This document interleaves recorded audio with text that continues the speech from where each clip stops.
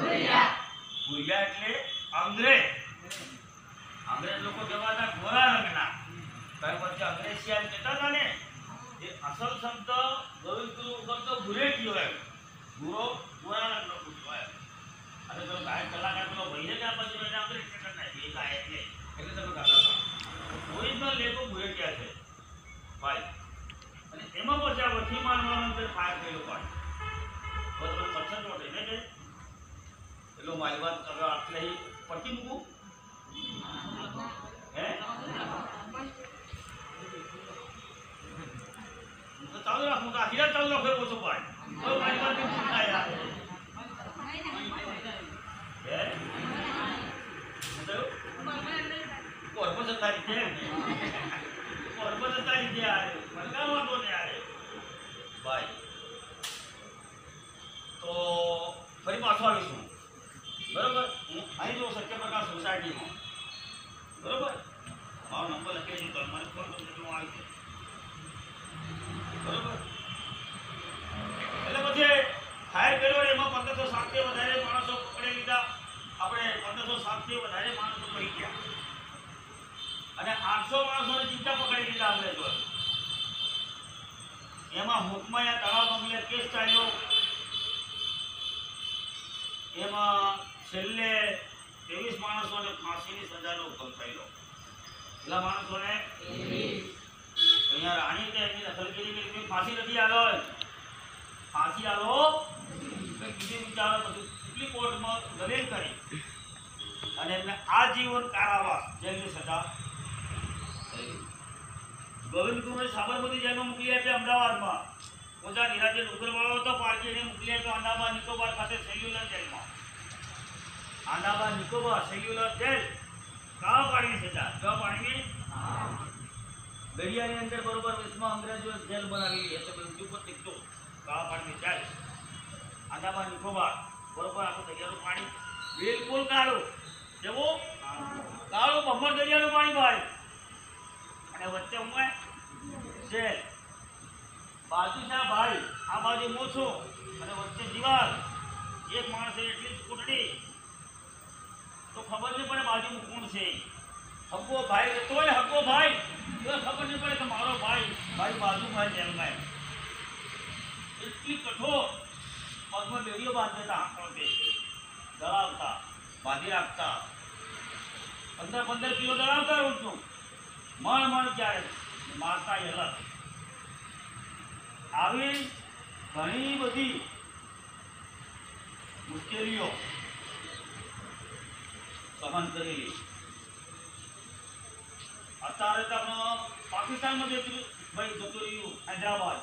ભાગલા નતા પડ્યા એ વખતે હૈદરાબાદ આપણું ભારતનું દખલ હૈદરાબાદ તો પાછું કઈ બી હે ભાગલા પડી જાય એટલે એ હૈદરાબાદ આપણામાં હતું.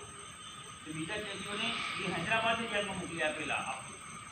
જે આજીવન કારાવાસ થયેલી કે એ લોકોને જ્યારે ભારત અને જર્મન સરકાર વચ્ચે સતી થઈ એમાં લોકોને છોડ્યા પછી આ રાજાએ ના પાડી આ લોકો મારા બાદમાં નહીં થઈ ગયા. પછી ગોવિંદ ગુરુ ત્યાં ગયા દાઉદ પાસે થઈ ગામમાં ત્યાં 2 વર્ષ જીવ્યા અને એમનો અવસાન થયું પાછું. એટલે એમની સમાધિ ત્યાં પડી ગઈ. આઝાદી આપણે એમને નથી મળી પાડી. સૌથી પહેલા તો તમારા મારા આપણા બાપ દાદા લઈ ગયા છે તો આપણો ઇતિહાસ આવ્યો કોઈ જગ્યાએ 8મા ધોરણ સામાજિક ની અંદર એક નાનું ટુકડું મૂકેલું છે અડધો પત્રો. એટલે મેં વચ્ચે કાલે કે પરમ દિવસે વાત કરી હતી કે આખો પાસ હોવો જોઈએ ગોવિંદ ગુરુનો. ગોવિંદ ગુરુ નામની યુનિવર્સિટી કઈ બની છે? ગોધરામાં. ક્યાં બને? ગોધરામાં. ગુજરાતમાં ગોધરા ખાતે ગોવિંદ ગુરુ યુનિવર્સિટી બની. રાજસ્થાનમાં બાંસવાડા ખાતે ગોવિંદ ગુરુ યુનિવર્સિટી બની. 2 યુનિવર્સિટીઓ બની એના નામની. 136 જેટલી કોલેજો છે. ત્યાં બી ઘણી બધી છે. આખો પાસ હોવો જોઈએ ના હોવો જોઈએ? હોવો જોઈએ ને ભાઈ. તો આપણે સરકારની આંખો ઉગાડવાની છે. અને આપણે ખબર છે કે ભાઈ અમારા બાપ દાદા લઈ ગયા આઝાદી માટે તો 1913માં આઝાદી તો કાળી મળી આપણે 1947 મળી ને 48 પ્રજાસત્તાક તો 1913 કેટલા વહેલું આપણું આંદોલન શરૂ કરેલું ભાઈ.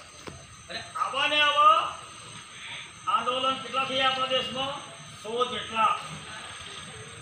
સંથાલ મિત્રો આંદોલન થયું ઝારખંડમાં, ભિલોરિયા 5 ચિતરિયા ગરવાડમાં, સાબરકાંઠામાં. આવા ઘણા જ, પણ કોઈએ ઇતિહાસ ઉપર આપણને આપવા દીધા નથી. કારણ કે આપણો ઇતિહાસ બોલનારા, વાંચનારા, લખનારા કોઈ નતા. આજે બધા મહિલા ઢોલ જેવા એવા ને એવા ભાઈ કાટ્યા છે.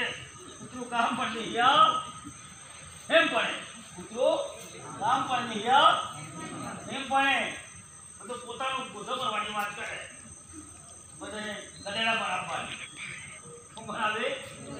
ગધેડા બનાવવાની વાત કરે બધા.